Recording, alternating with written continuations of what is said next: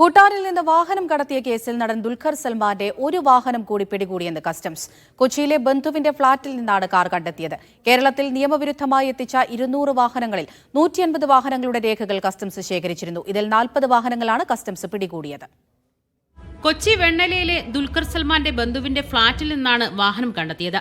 Nissan petrol Y60 എന്ന വാഹനത്തിന്റെ registration വ്യാജമാണെന്നാണ് കസ്റ്റംസിന്റെ കണ്ടെത്തൽ. വാഹനത്തിന്റെ ഫസ്റ്റ് ഓണറായി കാണിച്ചിരിക്കുന്നത് ഇന്ത്യൻ ആർമി എന്നാണ്. കൂടുതൽ രേഖകൾ കൂടി പരിശോധിച്ച ശേഷമാകും മറ്റു നടപടികളെന്ന് കസ്റ്റംസ് വ്യക്തമാക്കി.